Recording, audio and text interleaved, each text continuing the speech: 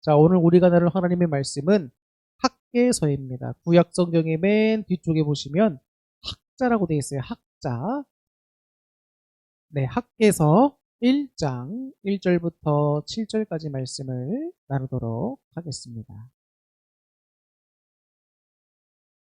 다리오 왕 제2년 여섯째 달 곧 그 달 초하루에 여호와의 말씀이 선지자 학개로 말미암아 스알디엘의 아들 유다 총독 스룹바벨과 여호사닥의 아들 대제사장 여호수아에게 임하니라. 이르시되 만군의 여호와가 이같이 말하여 이르노라. 이 백성이 말하기를 여호와의 절을 건축할 시기가 이르지 아니하였다 하느니라. 여호와의 말씀이 선지자 학개에게 임하여 이르시되 이 성전이 황폐하였거늘 너희가 이때에 판벽한 집에 거주하는 것이 옳으냐. 그러므로 이제 만군의 여호와가 이같이 말하노니 너희는 너희의 행위를 살필지니라. 너희가 많이 뿌릴지라도 수확이 적으며 먹을지라도 배부르지 못하며 마실지라도 흡족하지 못하며 입어도 따뜻하지 못하며 일꾼이 삭슬 받아도 그것을 구멍 뚫어진 전대에 넣음이 되느니라. 만군의 여호와가 말하노니 너희는 자기의 행위를 살필지니라. 아멘. 할렐루야. 네, 오늘 이렇게 주일 예배를 온라인과 현장 예배로 여러분들과 함께 드리게 돼서 진심으로 기쁘고 또 여러분들을 주님의 이름으로 환영하며 축복합니다. 학개 선지자는 이제 스룹바벨과 함께 바벨론에서 제 1차 포로 귀환 시기에 예루살렘으로 돌아왔던 레위 사람입니다. 자, 이 학개에서는 이제 총독 스룹바벨과 또 대제사장 여호수아뿐만 아니라 포로에서 귀환한 모든 유다 백성들에게 주시는 말씀입니다. 그래서 이 학개서는 남유다 백성들, 포로 귀환한 그 모든 백성들에게 다 주시는 말씀입니다. 이렇게 보시면 되고요. 자, 학개서를 기록한 제일 큰 목적이 있습니다. 그 목적은 바로 포로에서 돌아온 유대인들이 성전 건축을 시작했다가 방해 세력에 맞닥뜨려서 공사를 중단하게 되죠. 그럴 때 다시 그 성전을 건축할 수 있도록 격려하기 위해서 이 학개서가 주님 말씀 따라 쓰여지게 되었습니다. 그래서 학개서는 총 1장과 2장, 2장으로 구성되어 있는 짧은 책이에요. 짧은 책인데 여기서 우리들에게 주시는 위로와 격려의 메시지를 우리가 발견한다면 우리의 마음이 참 뜨거워지고 따뜻해지고 하나님께서 우리를 얼마나 위하시는가를 또 우리가 알 수 있게 됩니다. 그래서 이 학개서는 2장으로 구성되어 있고 총 4편의 설교로 이루어져 있습니다. 그래서 말씀을 전했던 정확한 날짜가 다 기록이 되어 있어요. 자, 첫 번째 메시지는 언제냐? 1장 1절부터 15절까지 말씀입니다. 바로 우리가 읽은 본문이 속해 있는 부분이죠. 이게 기원전 520년입니다. 6월 1일에 첫 번째 메시지가 선포됩니다. 그 메시지 선포의 주된 내용은 일어나 성전을 지으라는 메시지예요. 성전을 다시 일어나 지어라. 그 두 번째 메시지가 선포되는데 이것은 2장 1절부터 9절입니다. 이것도 역시 같은 기원전 520년 7월 21일 날 전해진 메시지예요. 무슨 내용인가? 주님께서 내가 너와 함께 하리라. 두 번째 메시지입니다. 자, 세 번째 메시지가 2장 10절부터 19절에 나오고요. 같은 기원전 520년 9월 24일에 전해집니다. 오늘부터 내가 복을 주리라. 할렐루야. 주님께서 이제는 내가 너와 함께 할 뿐만 아니라 너에게 복을 주시겠다는 거예요. 이게 세 번째 메시지입니다. 그 네 번째 메시지는 2장 20절에서 마지막 23절까지 나오게 되는데 역시 같은 해인 기원전 520년 9월 24일 같은 날 네 번째 메시지가 전해집니다.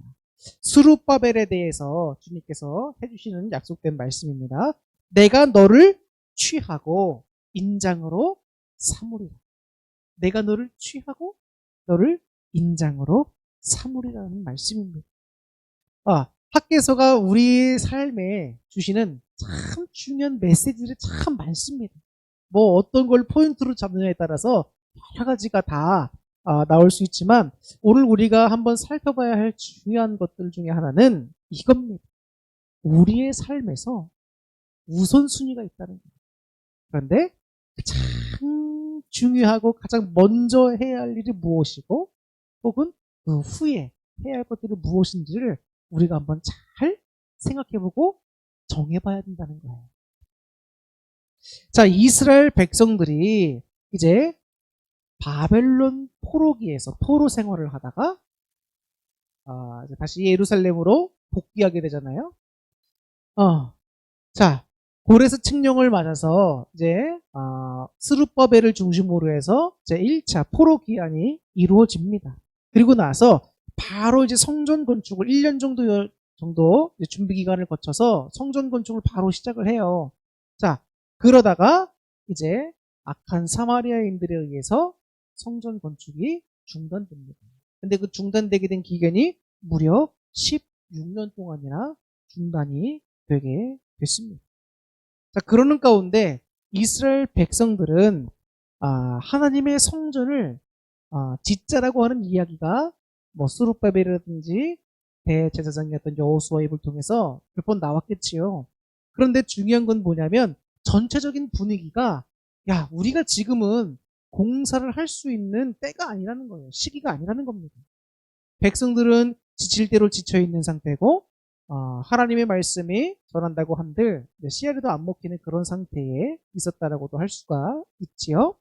그래서 지금 자신들의 삶에 집중을 하게 됩니다. 그러면서 하나님의 성전 짓는 것은 이제는 나몰라라 하고 다 저마다의 삶에 집중해서 살아가게 됩니다.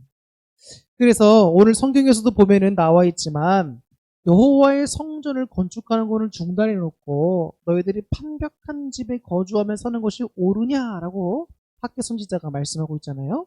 자, 판벽한 집에 거주한다는 건 뭐냐면 지붕도 다 갖춰져 있고 사람이 살기에 어느 정도 모양을 갖춘 그런 집을 말합니다.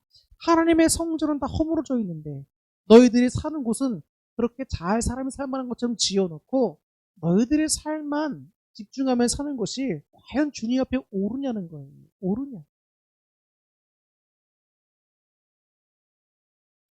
그래서 오늘 1장 1절을 보면 여호와의 말씀이 선지자 학개로 말미암아 유다 총독 스룹바벨과 대제사장 여호수아에게 임한이라고 한 것은 굉장히 중요한 의미가 있다는 거예요.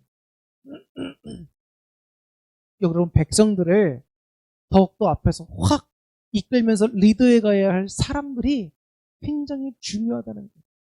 이 말씀이 스룹바벨과 여호수아를 비롯한 모든 남유다 백성들에 주어진 건 맞아요.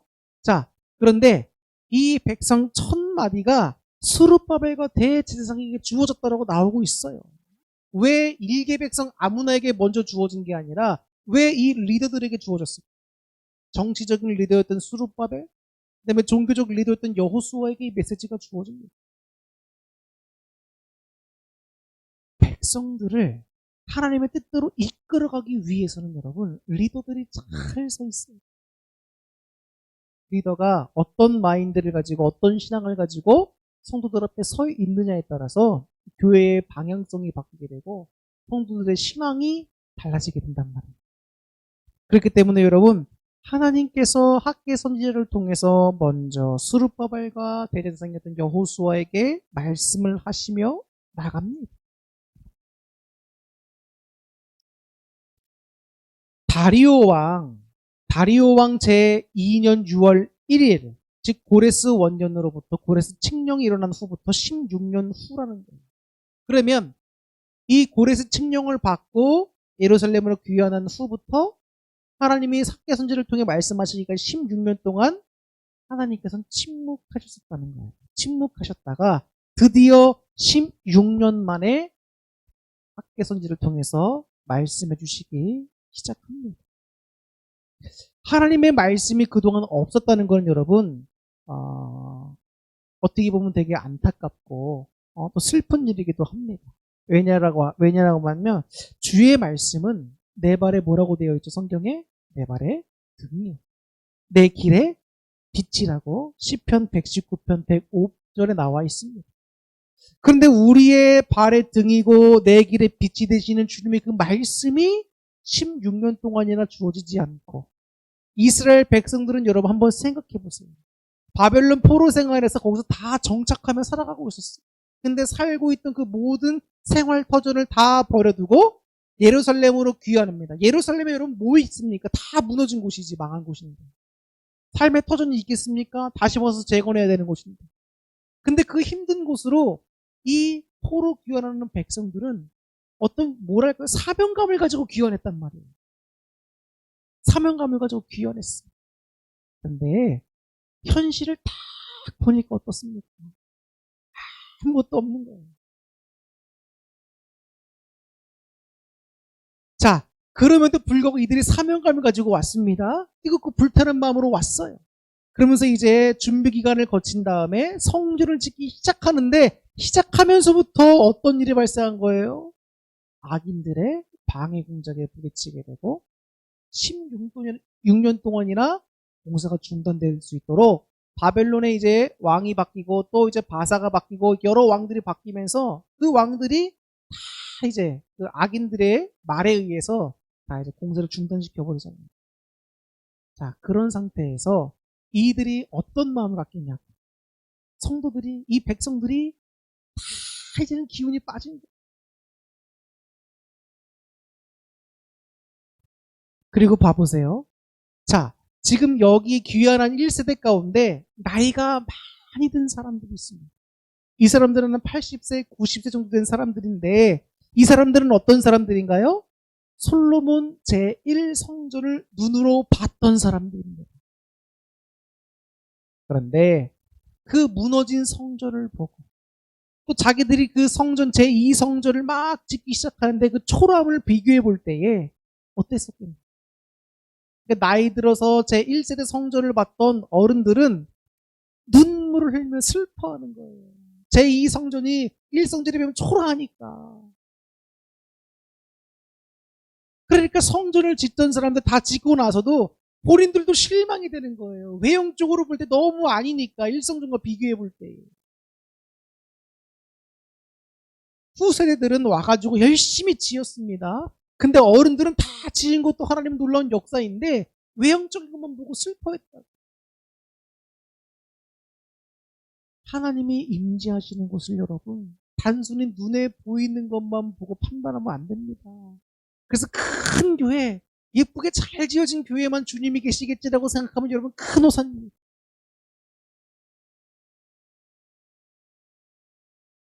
예쁘게 아무리 잘 지어졌어도 여러분 그곳에 하나님이 떠나시면 그것은 교회가 아닙니다. 미국에 크리스탈로 예쁘게 지어진 수종교회가 있잖아요. 아주 유명했습니다. 아름답. 근데 그게 여러분 팔렸어요. 팔려서 여러분 술집 같은 거가 변해버렸습니다. 건물 크고 사람들 참 많다고 여러분 그걸 내세울 게 아니에요. 지금은 정말 하나님이 우리의 모임 가운데 이 교회라고 하는 우리 모임 가운데 계시는가 안 계시느냐가 정말 중요한 시대가 됐어요. 언제나 중요했지만 지금은 더 그렇다는 말이에요. 보세요. 이렇게 백성들이 다 마음에 낙심할 대로 낙심된 상황입니다. 하나님의 말씀도 들려오지 않던 상황이에요. 삶도 힘들지, 방해는 아까 악인들도 있지, 뭐 제대로 속 시원이 되는 것도 없고 그런 상황입니다. 그럼 얼마나 이들이 마음에 힘들었겠습니까?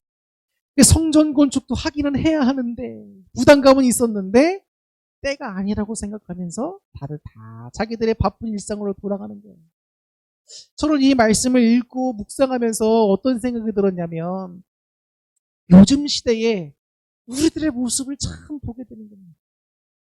코로나19를 맞아서 다들 어려웠죠.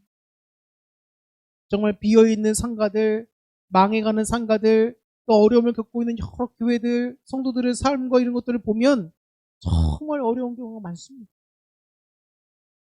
자, 이 당시 때의 사람들과 지금 우리들의 삶과 비교해 본다면 여러분 어느 삶이 더 힘들을까요?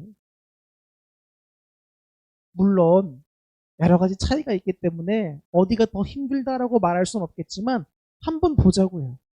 집도 없어요. 집도 만들어야 돼. 농업에 기반도 안 돼 있어서 모든 걸 다 새로 시작해야 돼요.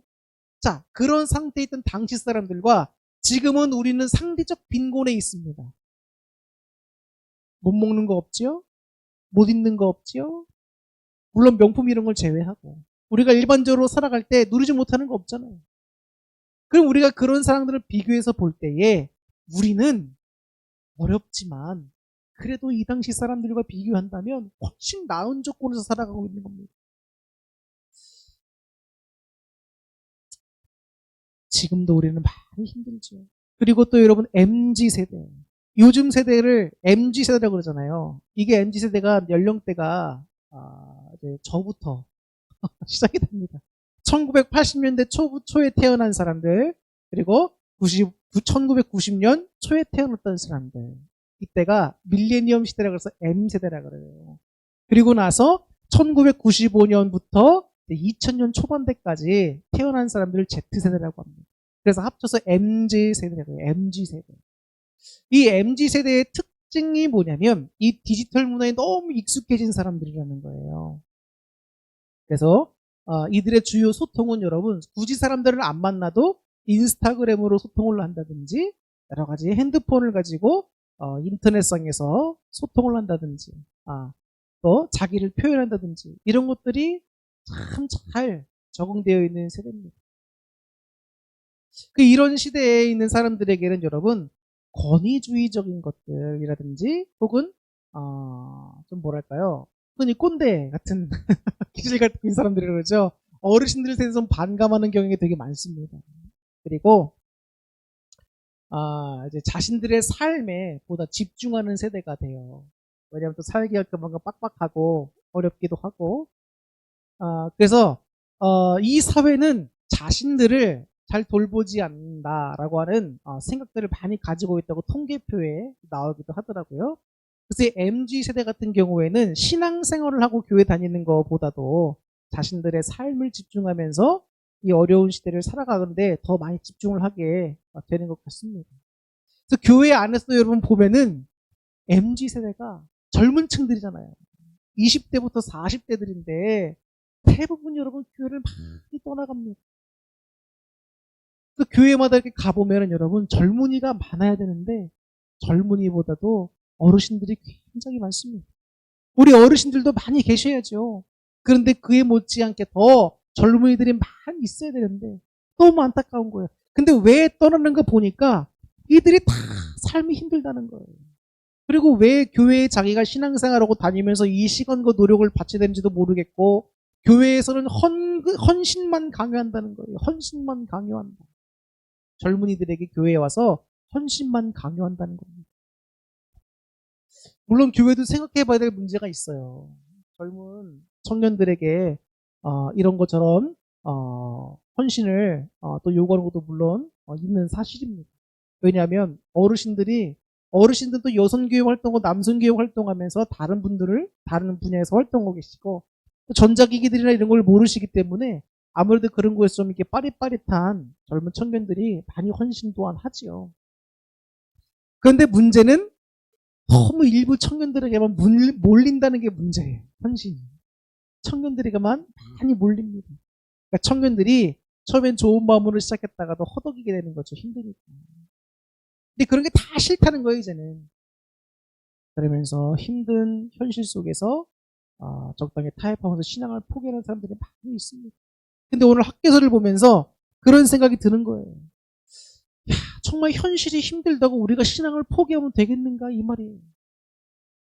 마음이 아무리 낙심된다 그래도 삶이 아무리 힘들다 그래도 우리가 절대 우선순위에서 양보할 수 없는 것, 가장 우선시되고 가장 중요시하게 되는 그게 뭐냔 말입니다.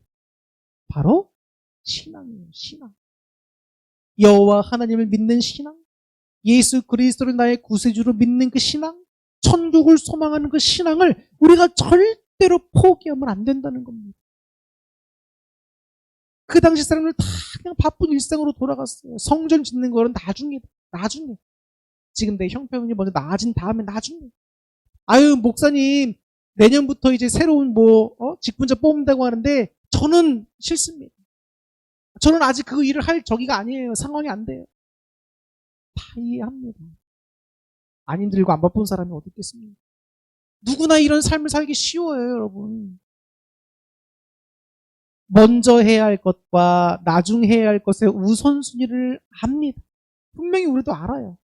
그런데 순서가 바뀐 삶을 사는데 우리는 굉장히 익숙하다는 거예요. 먼저 해야 할 것이 중요한 겁니다. 그죠? 먼저 해야 할 게 중요한 거예요. 근데 급한 것처럼 보이지 않으니까 정작 중요한 건 나중에 하고, 중요하지 않은데 이게 급한 것처럼 보이니까 그걸 먼저 하게 되는 거예요. 근데 그런 삶은 여러분 신앙에서 하나님께 복받을 수 있는 조건이 안 돼요. 우리의 삶이 지치고 신앙을 내려놓고 싶고 혹은 하나님께 우리가 헌신하고자 하는 바를 자꾸 뒤로 미루려고 하고 싶을 때, 어떤 분들이 되게 오해를 하시더라고요. 제가 이렇게 교회에서 헌신과 관련된 얘기를 하면 자꾸 자기들을 시키려고 하는 줄 알고 교회를 안 나오세요. 그런 거 아닙니다, 여러분. 여러분이 안 나오시면 목회자가 혼자서라도 해요. 걱정하지 마세요, 여러분. 원치 않으면 안 시킵니다. 헌신도 여러분 믿음이 되고 자기 신앙이 돼야 할 수 있는 거예요. 걱정하지 말고 교회 나오세요, 여러분. 억지로 안 시킵니다. 이렇게 힘들고 지치고 어려운 순간에 우리에게 정말 필요한 게 뭘까요, 여러분? 바로 하나님의 말씀이 필요한 거예요. 16년 동안 침묵하시는 하나님께서 드디어 입을 여시면서 학계 선지를 통해서 말씀해 주시는 겁니다. 다시 성전을 재건해라. 그냥 하나님은 명령만 하시지 않아요. 하나님 왜 나에게 이렇게 힘든 걸 명하십니까? 우린 생각할 수 있어요. 아니 우리 지금 살기도 바쁜데 왜 굳이 지금 이 시대에 우리에게 이런 걸 명령하시냔 말이에요. 이렇게 생각할 수 있어요. 하나님 참 모지십니다. 어떻게 나한테 그럴 수 있습니까? 내가 저 바벨론에서 잘 살고 있다가 다 내려놓고 사명감을 가지고 왔더니만 아예 주님의 일을 하려고 부른 거 아닙니까? 그래서 왔더니만 악인들 때문에 우리 공사도 못하게 다 막아놓으시고 나서 침묵하시다가 이제 와서 공사 다시 하라고 하시면 답니까? 라고 할 수 있어요. 근데 여러분, 하나님께서 포로에서 귀환한 그 1세대를 주님께서 계획하시고 사용하고 계시는 걸 분명히 인지해야 돼요. 하나님께 나를 사용하고 계신다. 내 뜻과 내 사명감을 가지고 온 게 아니란 말이에요. 그 사명감을 주고 마음을 주신 게 누굽니까? 하나님이시지. 하나님께 우리가 쓰임받는 것 자체가 굉장히 귀한 일인 겁니다. 왜 귀할까요? 하나님의 역사에 나라고 하는 아무것도 아닌 사람이 동참하고 쓰임받는 것 자체가 중요한 거지만 하나님 나라에 갔을 때 하나님께서 여러분 상급을 주시잖아요. 그 상급은 썩지 않는다고요. 영원히 우리 천국에서 누릴 수 있는 거예요. 근데 삶이 힘드니까 멈췄어요. 하나님께서 다 보십니다. 다 보고 계세요. 근데 지금 이렇게 낙심되고 이렇게 힘겨워하는 애들에게 계속 성전지라 또 말씀하시면 받아들이겠습니까? 하나님께서 참고 계시는 겁니다. 인내하시며 바라보시고 저들과 함께 계신데도 하나님께서도 쉽사리 말씀을 못 여시겠지. 왜냐하면 얘네들의 마음이 너무 닫혀 있으니까. 그러다 하나님이 도저히 참다 안 되겠으니까 16년 만에 입을 여시면서 다시 성전 지어라. 시작해라. 그러면서 두 번째 메시지가 뭐라고 그랬죠? 내가 너희와 함께 하겠다는 거예요. 함께 하겠다. 너희는 버려진 것이 아니라는 거예요. 하나님이 지금까지 침묵해 왔지만 너희를 결코 그냥 그대로 내버려둔 게 아니라는 겁니다. 하나님은 지금까지 함께 오셨고 때를 기다리신 거예요. 내가 너희와 함께. 너희가 지금처럼 성전 짓는 걸 중단하고 너희들의 일상생활에 너희가 집중했지? 너희가 농사지은 소실을 봐라. 현실을 보라는 거. 너희가 노력한 만큼 얻었니? 못 얻었잖니. 전대에 구멍 뚫린 데다가 니네가 돌을 넣는 것처럼 아무리 넣어봐라. 무슨 유익이 남겠니? 참으로 복을 받을 방법은 우리 주님께 있는 거예요, 여러분. 물론 내가 열심히 일해서 어떤 결과를 낼 수도 있어요. 그런데 하나님이 은혜를 주시고 복을 주시면 여러분, 내 노력과는 비교도 할 수 없을 만큼의 복을 받을 수 있는 겁니다. 생사화복의 주인이 누구십니까? 하나님이십니다. 하나님. 주님께서 말씀하시는 거예요. 그렇게 너희가 애써도 그렇게 힘들게 살잖니. 이제는 그거에만 집중하지 말고 원래 하나님이 너에게 명령하셨던 그 성전 재건의 명령을 너희들이 기억하고 오늘부터 다시 시작해라. 명령하고 계십니다. 내가 너희와 함께 하겠다는 겁니다. 오늘부터 내가 복을 주겠다는 거예요. 그게 세 번째 메시지. 오늘부터 내가 복을 주겠다. 얼마나 감사한 얘기 아닙니까? 하나님도 이 백성이 고생하시는 걸 알아요. 고생하는 걸 알고 있습니다. 그러니까 하나님, 너 왜 그거밖에 못해? 너 왜 그 모양이야? 이렇게 말씀하시잖아요. 주님은 위로하고 계시는 거예요. 백성들 위로하시는 거예요. 위로하면서 너희들이 정말 우선순위를 가지고 먼저 해야 할 것이 뭐냐?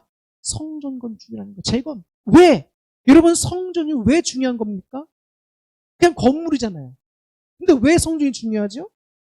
하나님의 임재를 상징하잖아요. 교회가 왜 중요한 겁니까, 여러분? 하나님의 임재가 있고 임재를 상징하는 곳이기 때문이에요. 백성들 가운데 그 예루살렘이라고 하는 그 이스라엘 나라 가운데 예루살렘 성전이 있잖아요. 그 말은 뭡니까? 이 민족 가운데 하나님이 함께 계신다는 거예요. 그걸 상징한다는 겁니다. 그 말은 뭐예요? 이 남유다 모든 백성이 포로 생활하다 귀환하고 나서 신앙이 얼마나 혼탁하고 타락하고 더러워졌겠습니까? 근데 여호와를 중심으로 다시 새롭게 될 수 있는 구심점이 뭐예요? 이 성전 건축에 있는 거예요. 여호와 임재. 그렇기 때문에 하나님께서는 정말 삶을 사는 거 중요하죠. 근데 그거보다 우선시되는 게 왜 성전 건축을 요구하시냔 말입니다. 이들은 여러분 제사장 된 나라요. 하나님의 백성입니다. 그 정체성이 있다고요. 근데 하나님의 임재를 이들이 있는지도 모르고 그냥 정체성을 잃어버리고 살면 하나님 말씀을 지키며 살겠습니까? 제사장 된 모습으로 만방 앞에 보일 수 있겠습니까? 아무것도 안 되는 거예요. 아무것도 안 되는 거. 그러니까 하나님은 제일 먼저 성전 건축하라는 거예요. 성전 건축하라, 재건하라. 주님께서는 우리들에게 힘든 것만 명령하시는 게 아닙니다. 감당할 수 있는 시험밖에 안 주신다 그랬어요. 주님의 일을 하면서 여러분 힘들고 어렵고 때로는 좌절스러운 순간이 올 수도 있습니다. 그러나 우리는 포기하면 안 돼요. 왜? 그 일을 우리에게 맡겨주신 분이 하나님이십니다. 왜 너에게 맡겨줬을까? 왜 나에게 맡겨줬을까? 감당할 수 있으니까. 특별히 너라는 사람에게 맡겨주신 거예요. 하나님은 당신에게, 우리에게. 그러면 힘들면 좌절하면 됩니까? 하나님께 기도하고 도움 요청은 힘을 받아 나가야지요. 끝까지 사명을 완수해야죠. 그게 바로 예수 그리스도의 좋은 군사로 선 사람들입니다. 근데 우리는 조금 어려움 다가오면 애들처럼 안 한다고 포기하려고 하고 다른 사람한테 미루려고 하고 생활이 힘들고 삶이 힘들다고 그냥 교회 뛰쳐나가려고 하고 그게 정말 참된 신앙인입니까, 여러분? 그러면 안 됩니다. 감사하게도 하나님은 다시 입을 열어 학계 손실을 통해 낙심된 백성의 말씀을 해주고 계세요. 여러분 정말 우리 신앙이 회복되고 낙심된 우리 심령이 회복되려면 무엇이 정말 필요할까요? 하나님의 말씀이 필요합니다. 여러분 예배 가운데로 나오시기 바랍니다. 말씀 가운데로 나오세요. 찬양 가운데로 나오세요. 기도 가운데로 나오세요. 주님의 말씀하심이 여러 통로를 통해서 여러분들에게 선포되고 전달될 때에 여러분의 낙심된 마음이 위로받고 다시 힘을 낼 수 있습니다. 스룹바벨과 대제사장 여호와 백성들이 이 학계 선지자들은 하나님 말씀을 듣고 다시 힘을 얻어 바로 공사를 재건하기 시작했다는 거예요. 순종도 칼같이 하죠. 그만큼 하나님의 말씀에는 힘이 있고 위력이 있고 능력이 있다는 거예요. 사람을 바꾸는 능력이 있습니다. 하나님의 말씀이 정말로 저와 여러분들에게 필요한 시대고 때입니다. 우리를 변화시키고 주님께서 맡길 사명을 감당케 하기 위해 힘을 얻을 수 있는 오직 유일한 것, 바로 하나님의 말씀, 그 말씀 듣는 이때가 정말로 소중한 때라는 거예요. 주님께서는 6차례에 걸쳐서 격려하십니다. 자, 격려 첫 번째는 뭡니까?